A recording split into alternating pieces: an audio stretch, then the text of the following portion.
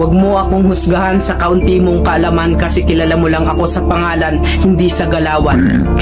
Pinanganak akong mahirap, hindi ako pinalad makapagtapos ng pag-aaral kaya binawi ko na lang sa sipag at diskarte sa buhay. Oo, wala akong pinag-aralan pero kaya kong kumita sa lansangan na hindi mo makukuha sa taas ng iyong pinag-aralan. Bago mo ako husgahan, daanan mo muna lahat ng napagdaanan ko para malaman mo kung sino at bakit ako ganito. Huwag mo husgahan ng isang tao dahil sa natapos niya, dahil minsan kahit yung mga taong hindi man humahawak ng diploma, daig pa nila yung nakagraduate ng may corona.